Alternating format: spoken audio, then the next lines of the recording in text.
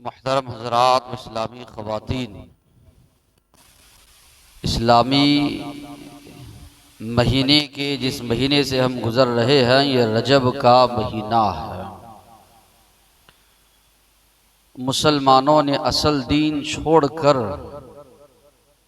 الگ الگ مہینوں میں کئی چیزیں جو اپنی جانب سے ایجاد کی ہے جن کو بدعات خرافات کہا جاتا ہے، ان میں ایک رجب کا بھی مہینہ ہے جس میں مسلمانوں نے 22 رجب کو رجب کے کنڈوں کے نام سے جو ہے مناتے ہیں یا اسی طرح بناتے ہیں کرتے ہیں۔ پھر 27 رجب کو یعنی آج 26 رجب ہے، رات جو شروع ہوگی مغرب کے بعد 27 رجب رات لوگ جاگتے ہیں اور صبح میں روزہ رکھتے ہیں۔ کہاں تک اس کا حقیقت سے تعلق ہے کچھ باتیں آپ لوگوں کے سامنے رکھ کر اپنی بات کو ختم کروں گا۔ نبی کریم صلی اللہ علیہ وسلم کو جو کئی معجزات دیے گئے ان میں سے ایک معجزہ معراج کا بھی ہے۔ اس کے دو حصے ہیں، ایک ہے اسراء، دوسرا ہے معراج۔ اسراء کے معنی ہے مکہ کعبۃ اللہ سے لے کر بیت المقدس تک نبی کریم صلی اللہ علیہ وسلم کو لے جایا گیا۔ یہ سفر اسراء کہا جاتا ہے، رات میں جو سفر کیا گیا۔ معراج کے معنی ہے اوپر چڑھنے کے۔ اللہ کے نبی کو وہاں سے لے کر جو ہے 7 آسمانوں کے اوپر لے جایا گیا، اس کو معراج کہا جاتا ہے۔ تو اسراء لوگ لفظ بھول گئے، معراج ہی لوگوں نے یاد رکھا۔ اللہ تبارک و تعالیٰ نے فرمایا سبحان الذی اسری بعبدہ لیلا من المسجد الحرام الی المسجد الاقصی الذی بارکنا حولہ۔ بڑی پاک ہے وہ ذات جو راتوں رات اپنے بندے کو مسجد حرام سے مسجد اقصی تک لے گئی، جس کے اطراف ہم نے برکت رکھی ہے، لنریہ من آیاتنا، تاکہ ہم محمد صلی اللہ علیہ وسلم کو ہماری کئی نشانیاں وہاں پر بتلائیں۔ انہ هو السمیع البصیر، یقیناً اللہ سننے والا اور جاننے والا ہے۔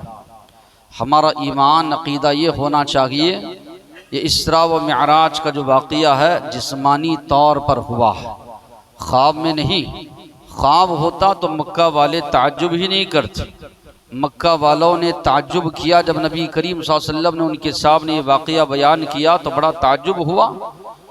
مکہ سے لے کر مسجد اقصی تک جو سفر ہے وہ 40 دن کا سفر، 40 دنوں کا سفر ایک ہی رات میں طے کرنا، پھر واپس آ جانا، پھر وہاں سے 7 آسمانوں کی سیر۔ تو ان کو بڑا اچھمبا معلوم ہوا، ناممکن چیزیں معلوم ہوئی، چونکہ معجزات وہ ہوتے ہیں جس کا صدور اللہ تبارک و تعالی انبیاء کے ذریعے کرتے ہیں اور ہم کو اس پر ایمان رکھنا ہے۔ تو اللہ نے قرآن مجید میں اسراء کا تذکرہ کیا، یعنی مسجد حرام سے بیت المقدس تک، مسجد اقصی تک جو آپ کو لے جایا گیا اس کا تذکرہ قرآن میں کیا گیا۔ معراج کی جو تفصیل ہے اللہ کے نبی نے احادیث میں اس کو بیان کیا۔ نبی کریم صلی اللہ علیہ وسلم فرماتے ہیں میں ام ہانی رضی اللہ عنہا کے گھر میں آرام فرما رہا تھا۔ میرے ایک جانب حمزہ رضی اللہ عنہ تھے اور دوسری جانب جعفر رضی اللہ عنہ۔ فرشتے آئے، جبرائیل علیہ السلام، کہا گیا کہ دونوں کے درمیان جو آرام فرما رہے ہیں وہی محمد صلی اللہ علیہ وسلم ہے۔ مجھے وہاں سے لے جایا گیا حطیم، کعبۃ اللہ کا وہ حصہ جو تعمیر نہیں کیا گیا ہے، ایسے ہی چھوڑ دیا گیا ہے، وہاں اللہ کے نبی کو لے جایا گیا۔ اللہ کے نبی فرماتے ہیں تھوڑی دیر وہاں پر بھی میں نے آرام کیا، میں جاگنے اور سونے کے درمیان تھا، اونگ مجھ پر طاری تھی، میرے سینے کو چاک کیا گیا، میرے سینے کو چیرا گیا۔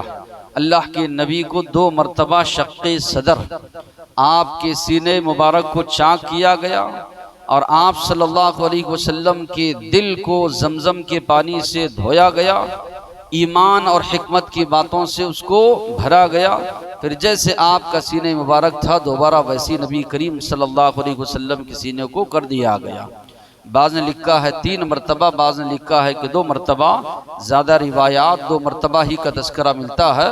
ایک اس وقت جبکہ حلیمہ سعدیہ کے پاس نبی کریم صلی اللہ علیہ وسلم موجود تھے چھوٹے بچپن میں، دوسرا معراج کو جانے سے پہلے اللہ کے نبی کے سینے کو چاک کیا گیا اور آپ کے سینے کو دھویا گیا۔ پھر اس کے بعد اللہ کے نبی نے فرمایا ثم اوتیت بدابۃ ابیض یقال له البراق، پھر میرے پاس ایک جانور لایا گیا جس کو براق کہا جاتا ہے، فوق الحمار دون البغل، گدھے سے بڑا کھچر سے چھوٹا، یقع خطوہ عند اقصى طرفی، جہاں نگاہ پڑتی ہے اللہ کے نبی نے فرمایا اتنی دور تک اس کا قدم جاتا تھا۔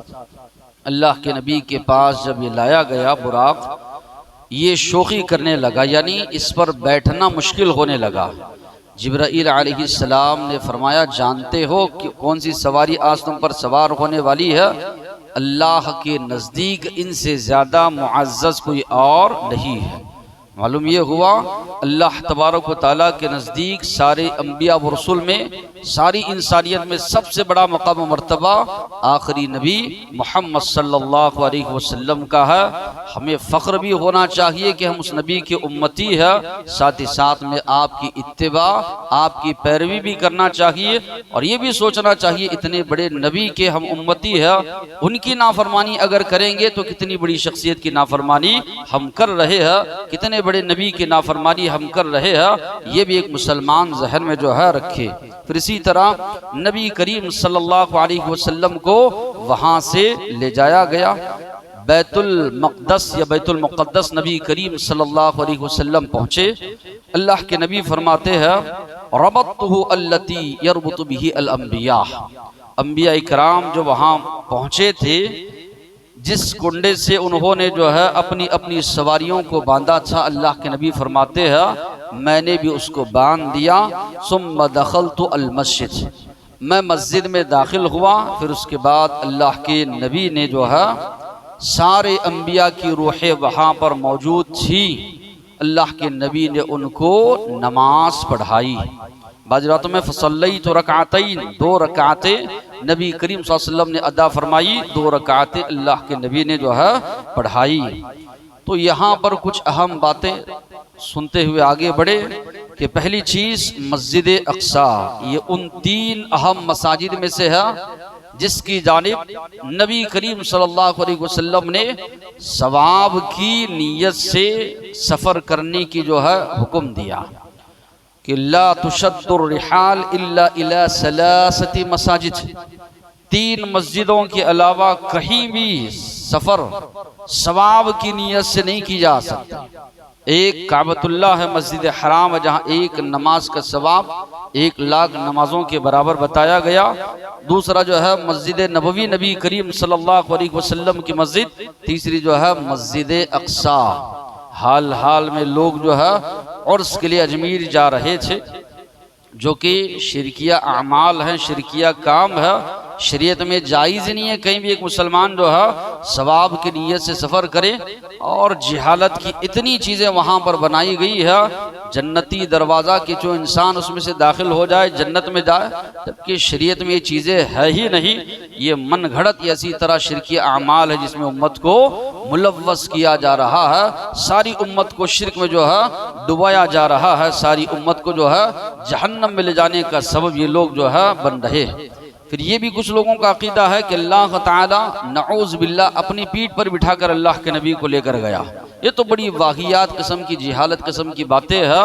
کئی علماء بیانات میں بیان بھی کرتے ہیں، جبکہ صاف الفاظ ہیں روایات میں، اللہ کے نبی فرماتے ہیں میرے پاس براق لایا گیا، اس پر سوار ہو کر نبی کریم صلی اللہ علیہ وسلم گئے۔ نعوذ باللہ، یہ اللہ کی کتنی بڑی ناقدری ہے یہ کہنا کہ اللہ تعالیٰ خود جو ہے اپنے اوپر بٹھا کر نبی کریم صلی اللہ علیہ وسلم کو لے گیا۔ پھر اسی طرح یہ بات بھی اللہ نے فرمایا بیت المقدس مسجد اقصی، اس کے اطراف کو ہم نے بابرکت بنایا ہے، یہ انبیاء کرام کی سرزمین ہے آج، لیکن یہ سرزمین یہودیوں کے ہاتھ میں ہے، جہاں پر نماز وغیرہ پڑھنے نہیں دیا جاتا۔ اللہ سے دعا بھی امت مسلمہ کو کرنا ہے، کوشش بھی کرنا ہے کہ اللہ تبارک و تعالی ان ناپاک ہاتھوں سے نکال کر دوبارہ مسلمانوں کے حوالے جو ہے اللہ تبارک و تعالی اس کو عطا کرے۔ یہ قبلہ اول یعنی پہلے تو کعبۃ اللہ ہی کی جانب رخ کر کے نماز پڑھتے تھے، کچھ دنوں کے لیے اس جانب رخ کرنے کا حکم دیا گیا، لیکن اللہ کے نبی کی خواہش تھی کہ قبلہ یعنی کعبۃ اللہ ہی کو بنایا جائے۔ بار بار آپ کی نگاہیں بھی آسمان کی طرف اٹھتی تھی، اللہ نے آپ کی اس خواہش کو قبول کیا، دوبارہ مکہ کی جانب جو ہے رک کر کے نماز پڑھنے کا جو ہے حکم دیا گیا۔ پھر نبی کریم صلی اللہ علیہ وسلم کا یہاں پر نماز پڑھانا، یہ سارے انبیاء کے موجود ہوتے ہوئے اس بات کا ثبوت ہے کہ آپ امام الانبیاء ہیں۔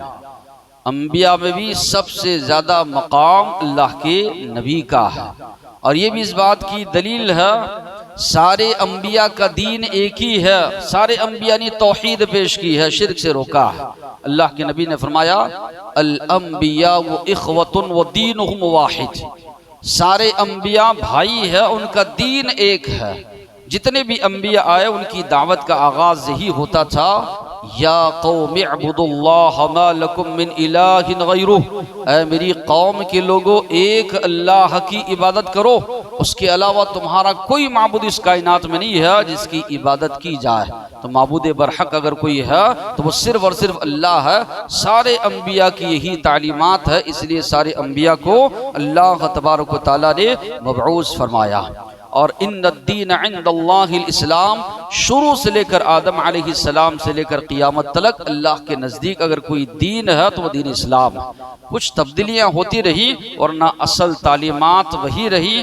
توحید کا تذکرہ، نماز کا تذکرہ، زکوٰۃ کا تذکرہ، روزوں کا تذکرہ، حج کا تذکرہ، یہ سارے انبیاء کی تعلیمات میں ملتا ہے۔ اور اللہ کے نبی نے نماز پڑھائی، سارے انبیاء نے آپ کے ساتھ نماز پڑھی، تو ان انبیاء کی نماز کا طریقہ بھی وہی تھا جو نبی کریم صلی اللہ علیہ وسلم کی نماز کا طریقہ ہے۔ پھر اسی طرح اللہ کے نبی کو پیاس محسوس ہوئی تو 2 پیالے نبی کریم صلی اللہ علیہ وسلم کے پاس لائے گئے، ایک میں شراب تھی، دوسرے میں دودھ تھا۔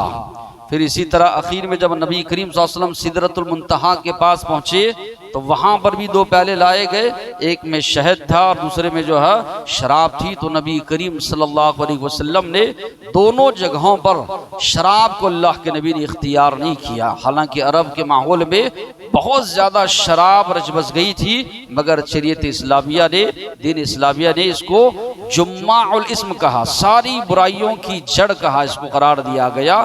تو اللہ کے نبی نے اس کو اختیار نہیں کیا، دودھ کے پیالے کو اللہ کے نبی نے اختیار کیا۔ تو جبرائیل علیہ السلام نے فرمایا اگر آپ شراب کے پیالے کو اختیار کرتے آپ کی امت جو ہے گمراہ جو ہے ہو جاتی۔ پھر یہاں سے جو ہے معراج کا سفر شروع ہوتا ہے، ثم انطلقنا حتی اتینا السماء الدنیا۔ اللہ کے نبی فرماتے ہیں ہم لوگ چل پڑے یہاں تک کہ یہ دنیاوی آسمان جو تم دیکھ رہے ہو وہاں پر ہم پہنچے۔ جبرائیل علیہ السلام نے دستک دی، آواز ان کو آئی، کون ہے؟ جبرائیل۔ ساتھ میں کون ہے؟ محمد صلی اللہ علیہ وسلم۔ کیا ان کے پاس ان کو بھیجا گیا تھا؟ انہوں نے کہا ہاں۔ تو نبی کریم صلی اللہ علیہ وسلم کے لیے دروازہ جو ہے کھولا گیا۔ آدم علیہ السلام سے وہاں پر اللہ کے نبی کی ملاقات ہوئی۔ آدم علیہ السلام نے نعم مرحبا بہ ونعم المجیء جاء، استقبال کیا، آپ کی نبوت کا اعتراف کیا اور کہا کیا ہی بہترین ہے جو آنے والے ہیں۔ آدم علیہ السلام کے بارے میں اللہ کے نبی نے فرمایا دائیں جانب دیکھتے مسکراتے، خوشی و مسرت ان کے چہرے پر چھا جاتی، بائیں جانب دیکھتے غم زدہ ہو جاتے۔ اللہ کے نبی نے سبب پوچھا تو جبرائیل علیہ السلام نے فرمایا قیامت تلک آنے والی روحیں ان کی پیٹھ سے نکال دی گئی۔ دائیں جانب جو ہے وہ جنت میں جانے والے ہیں، ان کو دیکھتے ہیں تو خوش ہوتے ہیں، خوشی مسرت ان پر دوڑتی ہے۔ بائیں جانب جو ہے یہ جہنم میں جانے والوں کی روحیں ہیں، ان کو دیکھتے ہیں تو ان کے چہرے پر اداسی جو ہے چھا جاتی ہے۔ والدین ہوتے ہیں چاہے بچے کس انداز کے بھی ہو، تو یہاں پر وہ چیز منظر نظر آتی ہے کہ آدم علیہ السلام سیدھی جانب دیکھتے ہیں تو خوشی کے مارے ان کے چہرے پر وہ خوشی ظاہر ہوتی ہے، بائیں جانب دیکھتے ہیں تو اداس ہو رہے ہیں۔ اس کا معنی یہ نہیں ہے کہ ہم عمل کو چھوڑ دیں، جنت میں جانے والے تو لکھے جا چکے ہیں، جہنم میں جانے والے تو لکھے جا چکے ہیں مقدر میں جو ہوگا، لیکن مقدر میں کیا لکھا ہوا ہے وہ ہم کو نہیں بتایا گیا، یہی تقدیر ہے۔ اور اس پر ایمان لانا ایمانیات کے جز میں سے ایک جز ہے۔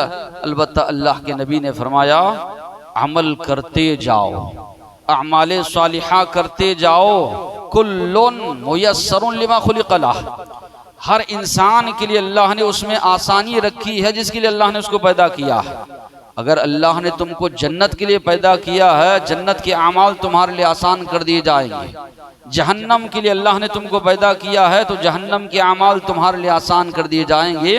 اب ہر مسلمان اپنے اعمال کو سامنے رکھ کر جائزہ لے، محاسبہ کرے، حساب و کتاب کرے، میرے لیے کیسے اعمال آسان ہے، جنت میں جانے والے اعمال میرے لیے آسان ہے یا جہنم میں لے جانے والے اعمال میرے لیے آسان ہے۔ ایک مسلمان اپنی زندگی کو سامنے رکھتے ہوئے محاسبہ کرے، چونکہ حدیث کے الفاظ صاف ہیں، کل میسر لما خلق لہ، جس کے لیے اللہ نے تم کو پیدا کیا ہے ویسے اعمال، ویسے اسباب، ویسے وسائل اللہ تمہارے لیے آسان فرما دیتے ہیں۔ بہرحال یقیناً یہ مقرر ہے کہ کون جنت میں جائے گا کون جہنم میں، لیکن بتایا نہیں گیا ہے۔ اسی پر ایک مسلمان ایمان رکھتے ہوئے اعمال صالحہ جو ہے کرتا ہوا جائے۔ دوسرے آسمان پر یحییٰ علیہ السلام اور اسی طرح عیسیٰ علیہ السلام سے ملاقات ہوئی۔ تیسرے آسمان پر یوسف علیہ السلام سے اللہ کے نبی نے فرمایا میں نے دیکھا بڑے خوبصورت تھے یوسف علیہ السلام، اذ هو قد اعطی شطر الحسن، آدھا حسن اللہ نے ان کو عطا کیا ہے، بڑے خوبصورت تھے۔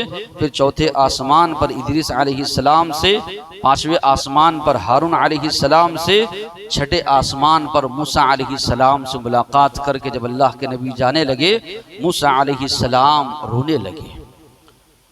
یہاں پر حسد جلن کی وجہ سے نہیں، بلکہ اس بنیاد پر کہ اللہ کے نبی کو اتنا بڑا مقام و مرتبہ ملا۔ جب ان سے سوال کیا گیا، پوچھا گیا رونے کی وجہ، تو موسیٰ علیہ السلام نے فرمایا یا ربی ھذا الغلام الذی بعثتہ بعدی، اے اللہ یہ نوجوان جن کو آپ نے میرے بعد مبعوث فرمایا ہے، يدخل من امته الجنہ اکثر و افضل مما يدخل من امتی، میری امت کے مقابلے میں ان کی امت کے لوگ زیادہ تعداد میں جنت میں جائیں گے۔ یہ فضل، یہ شرف اللہ نے ان کو نوازا ہے، اے اللہ اس بنیاد پر میری آنکھوں سے آنسو آئے۔ تو معلوم یہ ہوا جنت میں جانے والوں کی تعداد نبی کریم صلی اللہ علیہ وسلم کی امت کی جو ہے زیادہ تعداد ہوگی، جو بنی اسرائیل سے بھی جو ہے بڑھ کر ہوں گے۔ پھر اسی طرح ساتویں آسمان پر نبی کریم صلی اللہ علیہ وسلم گئے تو دیکھا کہ وہاں پر ابراہیم علیہ السلام سے ملاقات ہوئی، جو ابو الانبیاء ہے، جن سے نبی کریم صلی اللہ علیہ وسلم کا بڑا گہرا تعلق ہے۔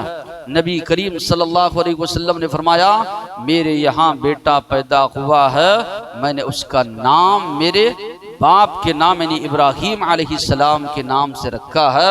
درود ہم پڑھتے ہیں 1,24,000 انبیاء آئے، 25 انبیاء کا تذکرہ قرآن مجید میں ہے، مگر ہم کہتے ہیں کما صلیت علی ابراہیم وعلی آل ابراہیم، جس طرح اے اللہ تیری رحمتیں نازل ہوئی، تیری برکتیں نازل ہوئی، تو درود و سلامتی نازل کیا تھا ابراہیم علیہ السلام پر، اسی طرح اے اللہ ان پر بھی درود و سلامتی تو نازل فرما۔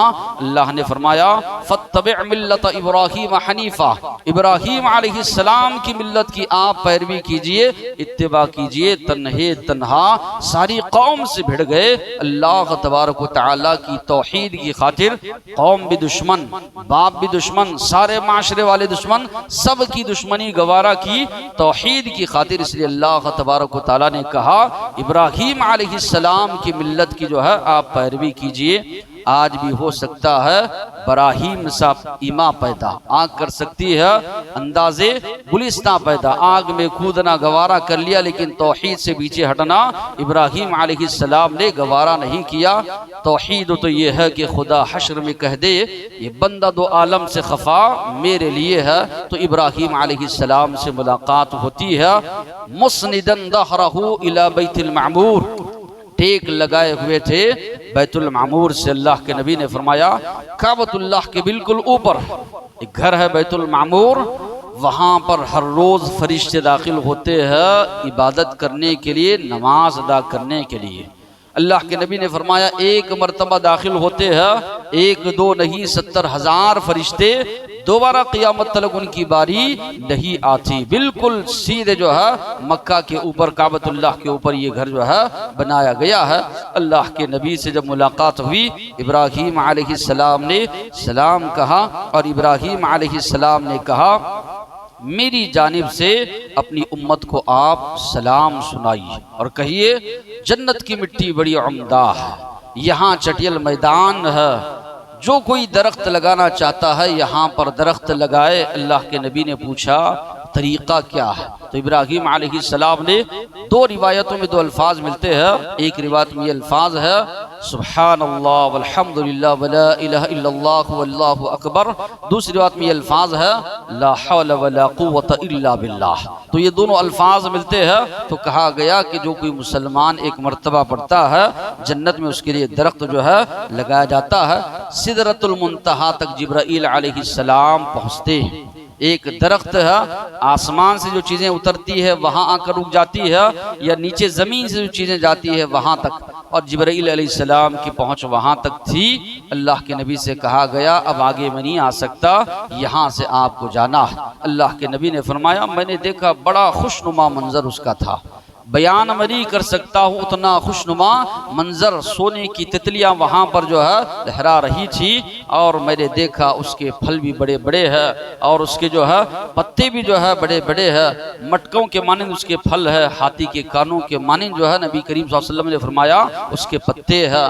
تو بہرحال وہاں پر نبی کریم صلی اللہ علیہ وسلم نے دیکھا 4 نہریں جاری، تو اللہ کے نبی سے کہا گیا 2 نہریں جنت کی ہے اور 2 نہریں دجلہ اور فرات، یہ جو ہے نہریں۔ پھر اللہ کے نبی نے جبرائیل علیہ السلام کو اپنی اصلی حالت میں وہاں دیکھا، لقد رآہ نزلۃ اخری، دوبارہ وہاں پر جبرائیل علیہ السلام کو دیکھا، 2 مرتبہ اللہ کے نبی نے جبرائیل علیہ السلام کو دیکھا۔ تو کہتے ہیں 600 پر تھے، ان کے پروں سے موتیاں جھڑ رہی تھی، سارا آسمان ڈھک چکا، اتنے بڑے جو ہے ان کے پر جو تھے۔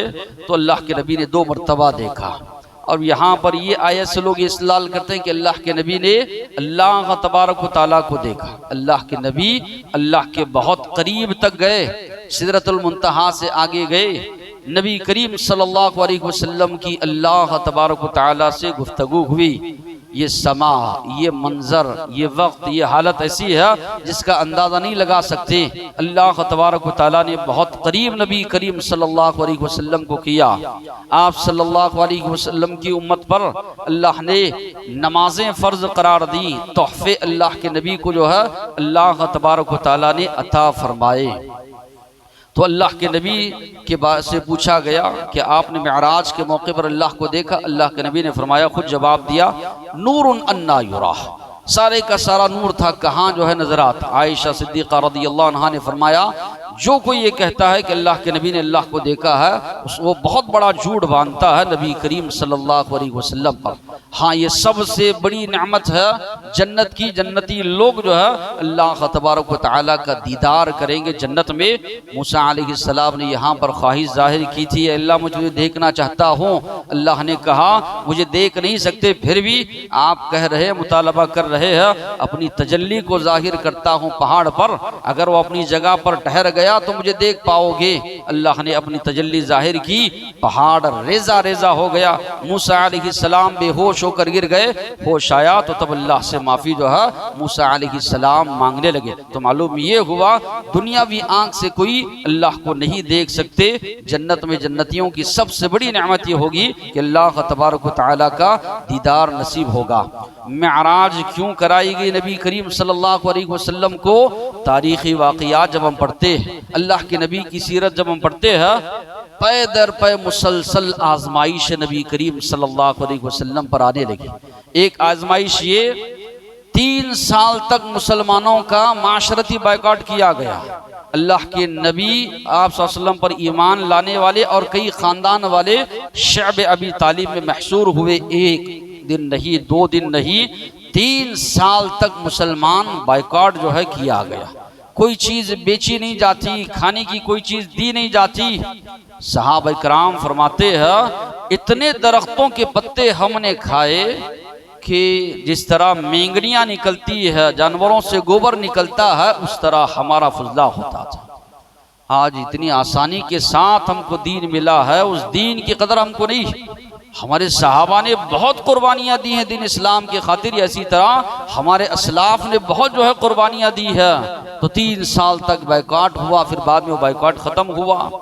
پھر ایک موقع آیا نبی کریم صلی اللہ علیہ وسلم کے چچا آپ صلی اللہ علیہ وسلم کی شریک حیات خدیجہ رضی اللہ عنہا، جو بڑا سہارا تھے، ظاہری سہارا تو اللہ کی ہے، لیکن مسبب الاسباب، اسباب اللہ نے ان کو بنایا۔ دونوں کی وفات ہوتی ہے۔ اللہ کے نبی اس کو حام الحزن نام رکھتے ہیں، غم کا سال۔ دونوں کی وفات، مکہ والے اور زیادہ اذیت دینا شروع کرتے ہیں۔ پھر ساتھ ہی ساتھ میں طائف گئے اللہ کے نبی دعوت توحید، دعوت دین پیش کرنے کے لیے۔ وہ لوگ مانے تو نہیں، لیکن ساتھ ہی ساتھ میں اوباش اور غنڈوں قسم کے لوگوں کو لگا دیا، جنہوں نے بہت زیادہ اللہ کے نبی پر پتھر برسائے۔ بے ہوش ہو کر اللہ کے نبی گر گئے۔ آپ صلی اللہ علیہ وسلم کے جسم سے خون رس رہا تھا، تو بڑے غم زدہ اللہ کے نبی ہوئے۔ تو اللہ تبارک و تعالیٰ نے معراج کا سفر آپ کو کروایا۔ دنیا والے اگر آپ کے لیے راستے بند کرے تو کیا اللہ تعالیٰ نے آسمان کے دروازے آپ کے لیے کھولے؟ لوگوں نے جو آپ کا انکار کیا، فرشتوں نے نبی کریم صلی اللہ علیہ وسلم کا استقبال کیا۔ آپ کو اور یقین ہو جائے، اللہ نے اپنے پاس بلا کر اللہ کے نبی سے گفتگو کی، اللہ کے نبی سے بات چیت کی۔ تحفے نبی کریم صلی اللہ علیہ وسلم کو اللہ تبارک و تعالیٰ نے عطا فرمائے۔ تو اللہ کے نبی کو تسلی ہو، معراج کا واقعہ کرایا گیا۔ پھر اسی طرح کئی جو دروس اس سے ملتے ہیں وہ یہ ہے، اس دور میں یہودی تھے، عیسائی تھے، اللہ کے نبی کو امامت کے لیے آگے بڑھوانا، یہ بتانا تھا کہ اب غلبہ مسجد حرام پر ہو یا اسی طرح مسجد اقصی پر ہو، امت مسلمہ کا ہوگا۔ ہوا بھی، عمر فاروق رضی اللہ عنہ کے زمانے میں مسجد اقصی آئی، پھر صلاح الدین ایوبی کے دور میں مسجد اقصی مسلمانوں کے ہاتھ میں آئی۔ بعد میں مسلمانوں کی کوتاہیوں کی وجہ سے پھر سے مسجد اقصی مسلمانوں کے ہاتھ سے چلی گئی۔ اور یہ بھی بتانا مقصود تھا، سارے ادیان اب منسوخ ہیں، اب جو شریعت چلے گی آخری نبی محمد صلی اللہ علیہ وسلم کی چلے گی۔ آخری دور میں عیسیٰ علیہ السلام آئیں گے، وہ بھی نبی کریم صلی اللہ علیہ وسلم ہی کی شریعت کو آگے بڑھائیں گے۔ 5 وقت کی نمازیں فرض کی گئی، شروع میں 50 وقت کی نمازیں فرض تھی۔ موسیٰ علیہ السلام کے پاس گئے تو کہا بنی اسرائیل کو آزما چکا ہوں، جائیے اللہ سے درخواست کیجئے کم کروائیے۔ اللہ کے نبی جاتے رہے، ہوتے ہوتے 5 وقت کی نماز باقی رہی۔ موسیٰ علیہ السلام نے کہا یہ بھی نہیں ادا کر پائیں گے۔ اور آج دیکھیے وہی عالم ہے، وہی آل ہے، کتنے مسلمان ہیں جو نماز کی پابندی کرنے والے ہیں۔ نماز تو مومنوں کی معراج ہے، نماز تو نبی کریم صلی اللہ علیہ وسلم کی آنکھوں کی ٹھنڈک ہے۔ جعلت قرۃ عین فی الصلاۃ، اللہ کے نبی نے فرمایا اللہ نے میری آنکھوں کی ٹھنڈک نماز میں اللہ نے رکھی ہے۔ تو آج کتنے مسلمان اس کے پابند ہیں یا کتنے مسلمان اس کی پابندی کرتے ہیں؟ فضائل سب جانتے ہیں، سب سے پہلے حساب و کتاب جس کا ہوگا وہ نماز کا ہوگا۔ اور اللہ نے یہ بھی اعلان کیا یہ 5 ہیں، آپ کی امت میں سے جو کوئی اس کی پابندی کرے گا 50 نمازوں کے برابر ثواب ملے گا۔ غور و فکر کرے وہ مسلمان جو نمازیں چھوڑتا ہے کتنی بڑی کوتاہی وہ کر رہا ہے۔ ایک نماز کا ثواب 10 نمازوں کے برابر وہ چھوڑ رہا ہے۔ 5 وقتہ نمازوں کی پابندی کرتا ہے، پھر ایک نماز کی پابندی جماعت کے ساتھ کرے 27 درجے اس کو اور بڑھ کر ملنے والا ہے۔ کتنی بڑی کوتاہی اس کی ہو رہی ہے اگر وہ نمازوں کی پابندی نہیں کرتا ہے۔ پھر اسی طرح 3 تحفے اللہ کے نبی کو عطا کیے گئے، ایک یہی نمازوں کا تحفہ، دوسرا سورہ بقرہ کی آخری 2 آیت۔ اللہ کے نبی نے فرمایا جو کوئی مسلمان اس کو پڑھ کر سوتا ہے یہ ہر قسم کی بلیات، آفات، پریشانیوں سے اس کے لیے کافی ہو جاتی ہے۔ پھر تیسری جو چیز دی گئی اللہ کے نبی نے فرمایا غفر من لم یشرک باللہ من امتہ شیئا، اللہ اس کو یقیناً معاف کریں گے جو آپ کی امت میں سے توحید پر جس کی موت ہوتی ہے شرک کرتا ہوا اللہ سے ملاقات نہ کرے۔ یاد رکھیے شرک ہوتے ہوئے کتنے بھی آپ کے نیک اعمال ہو سب اکارت جائیں گے، سب برباد جائیں گے۔ کتنی بھی نمازیں ہوں، کتنا بھی روزہ رکھیں آپ، کتنی بھی زکوٰۃ ادا کر لیں، اگر آپ کے اعمال میں شرک ہے غیروں کے سامنے آپ سجدہ کرتے ہیں، غیروں کے لیے آپ جانور ذبح کرتے ہیں، غیروں سے دعائیں منتیں مرادیں مانگتے ہیں، آپ یقین مانیے ساری کی ساری نیکیاں آپ کی ضائع اگر آپ کے اعمال میں شرک ہے۔ شرک اگر نہیں ہے، توحید پر اگر آپ کی موت ہوتی ہے، آپ کی کئی بھی گناہ ہے اللہ تبارک و تعالی ان گناہوں کو معاف کرتے ہیں، تو یہ توحید کا فائدہ ہے اور شرک کا نقصان ہے، یہ چیز بھی بتائی گئی۔ پھر اللہ کے نبی نے فرمایا جنت اور جہنم کی سیر بھی میں نے کی۔ افسوس ہوتا ہے، اللہ کے نبی نے فرمایا جنت کا طلبگار سو رہا ہے، جہنم سے بھاگنا ہے لیکن اس میں جانے کے اعمال انسان آج کر رہے ہیں۔ پھر اسی طرح اللہ کے نبی نے دیکھا تمام فرشتے مسکرا کر اللہ کے نبی سے ملاقات کر رہے ہیں، جہنم کا داروغہ ہے مالک، وہ مسکرا کر نہیں مل رہا ہے۔ تو اللہ کے نبی نے سبب پوچھا تو کہا گیا جب سے اس نے جہنم کے منظر کو دیکھا ہے اس کے چہرے سے مسکراہٹ ختم ہو گئی ہے۔ اس لیے اللہ کے نبی نے فرمایا دنیا کے سب سے زیادہ نعمتوں والے شخص کو ایک غوطہ دے کر نکالا جائے گا تو وہ کہے گا اللہ تیری ذات کی قسم مجھ پر کوئی خیر و بھلائی دنیاوی زندگی میں گزری ہی نہیں، یعنی ساری اچھائیاں وہ بھول جائے گا جہنم کے ایک غوطے سے۔ تو اندازہ لگائیے کتنی خطرناک جگہ ہے۔ اس لیے اللہ نے جہاں بھی اس کا تذکرہ کیا بئس المصیر، بڑا برا ٹھکانہ ہے پہنچنے کے لحاظ سے۔ پھر اللہ کے نبی نے فرمایا کچھ لوگوں کو میں نے دیکھا ان کے ناخن لوہے کے تانبے کے ہیں، اپنے چہروں کو نوچ رہے، اپنے سینے کا گوشت نکال رہے، دوسرا تکلیف دے اس سے زیادہ اگر ہم خود نکالے اور زیادہ تکلیف۔ اللہ کے نبی نے پوچھا یہ کون لوگ ہیں جو اتنی زیادہ سخت تکلیف اپنے آپ کو دے رہے ہیں؟ اللہ کے نبی سے کہا گیا وہ لوگ ہیں جو غیبت کیا کرتے تھے، چغلی کیا کرتے تھے، لوگوں کی عزتیں پامال کیا کرتے تھے۔ پھر اسی طرح نبی کریم صلی اللہ علیہ وسلم نے بلال رضی اللہ عنہ کی چلنے کی آواز سنی، پوچھا کیا معاملہ ہے جنت میں تمہارے چلنے کی چاپ میں نے سنی؟ تو انہوں نے کہا اللہ کے نبی ما اذنت قط، جب بھی میں نے اذان دی ہے میں نے 2 رکعت نماز ادا کی ہے، جب بھی میں نے وضو کیا اے اللہ کے نبی 2 رکعت نماز میں نے ادا کی ہے۔ تو اللہ کے نبی نے فرمایا ہو سکتا ہے یہی سبب ہے تمہارے جنت میں چلنے کی آواز میں نے سنی۔ پھر اسی طرح اللہ کے نبی نے عمر فاروق رضی اللہ عنہ کا محل بھی دیکھا، محل دیکھا، پوچھا کس کا؟ عمر فاروق رضی اللہ عنہ کا۔ اللہ کے نبی نے فرمایا میں چاہتا تھا اس کے اندر داخل ہوں مگر دیکھا عمر فاروق رضی اللہ عنہ کا ہے تو غیرت، ان کی غیرت مجھے یاد آئی، میں داخل نہیں ہوں۔ عمر فاروق رضی اللہ عنہ رونے لگے، بڑے غیرت مند تھے، اللہ کے نبی سے کہتے تھے پردے کی آیات نازل ہونے سے پہلے اللہ کے نبی مسلمان عورتوں کو حکم دیجئے پردے کا، تو اللہ کے نبی فرماتے تھے جب تلک احکامات نازل نہ ہو میں جو ہے نہیں حکم دے سکتا۔ بعد میں ان کی موافقت کرتے ہوئے اللہ نے پردے کی آیات نازل فرمائی۔ پھر اسی طرح یہ بات بھی معلوم ہوتی ہے کہ ابراہیم علیہ السلام نبی کریم صلی اللہ علیہ وسلم اہل مکہ کے سامنے یہ سارا واقعہ بیان کیے، سب لوگوں نے انکار کیا، مذاق اڑانے لگے اللہ کے نبی کا۔ ابوبکر صدیق رضی اللہ عنہ کے سامنے جب بات رکھی گئی بلا چوں و چرا اگر محمد صلی اللہ علیہ وسلم کہتے ہیں بلا جھجک انہوں نے فوراً مان لیا۔ اسی دن سے ان کا لقب جو ہے صدیق، یعنی اللہ کے نبی کی ہر بات کی تصدیق کرنے والے۔ اور اس لیے اللہ کے نبی نے فرمایا جس کے سامنے بھی میں نے اسلام پیش کیا تھوڑی نہ تھوڑی جھجک ان کے اندر تھی، لیکن سوائے ابوبکر صدیق رضی اللہ عنہ کے اسلام بھی جب پیش کیا اللہ کے نبی نے فوراً اسلام قبول کیے۔ اور اسراء و معراج کا واقعہ بھی جب ان کے سامنے رکھا گیا فوراً انہوں نے اس کو مان لیا۔ اب کئی لوگ شب معراج مناتے ہیں، معراج کا واقعہ تو برحق ہے، یہ تو قرآن و سنت سے ثابت ہے۔ کیا سوال یہ پیدا ہوتا ہے یہ جا کر آنے کے بعد اللہ کے نبی مدینہ میں 10 سال تک رہے، کیا معراج کی رات اللہ کے نبی جانگتے تھے؟ اتنی رکعتیں اللہ کے نبی پڑھتے تھے؟ کہیں پر بھی اللہ کے نبی کی سیرت میں آپ کو تذکرہ نہیں ملے گا۔ جتنی بھی اس کے سلسلے میں روایت ملتی سب موضوع من گھڑت روایات۔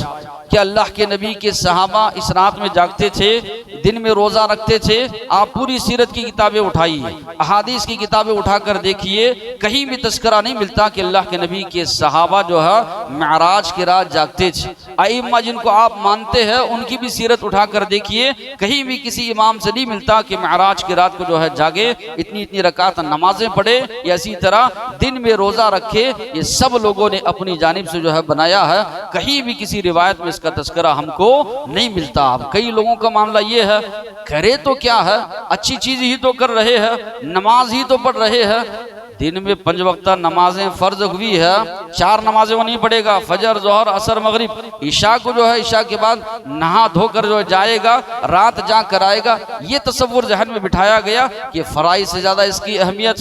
کئی لوگ آپ دیکھے رہیں گے لیلۃ القدر ہے یا شب معراج ہے، شب برات ہے، اس کو جاگنے کے لیے بڑا اہتمام کر کے جائیں گے، نہا دھو کر، خوشبو لگا کر، جو ہے سرما ورما لگا کر، جبکہ ان 5 وقت کی جو نمازیں فرض کی گئی، سب سے اہم تحفہ جو نبی کریم صلی اللہ علیہ وسلم کو ملا، اس کی پابندی نہیں۔ جو چیز اللہ کے نبی سے ثابت ہی نہیں ہے، یہ کہہ کر کہ اچھا عمل ہے کرے تو کیا، اچھا عمل وہی ہے جو اللہ کے نبی نے کیا ہے، جو اللہ کے نبی کے صحابہ نے کیا۔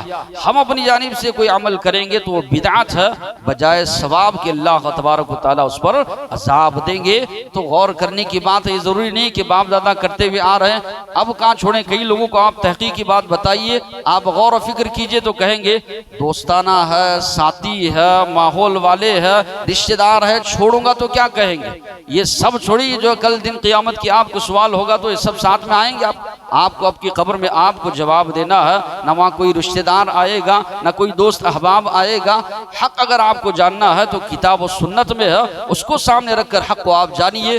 دوست احباب، رشتہ دار، خاندان، کنبے والے، اس میں حق نہیں ہوتا۔ کتاب و سنت میں جو حق ہوتا ہے اسی کو جانیں، اور اگر اب تک کرتے ہوئے آئے ہیں تحقیق کیجئے، اللہ نے عقل سمجھ دی ہے۔ جانور اور انسان میں فرق یہی ہے، اس کو وہ سمجھ نہیں ہے جو اللہ نے ہم کو سمجھ عطا کی ہے۔ دیگر معاملات میں تو ہم جو ہے بہت زیادہ اپنی عقل دوڑاتے ہیں، اس معاملے میں جو کوشش کریں تو معلوم کریں تحقیق کیا ہے۔ اللہ سے دعا ہے جو باتیں سنے ہیں عمل کرنے کی توفیق عطا فرمائے۔ وآخر دعوانا الحمدللہ رب العالمین۔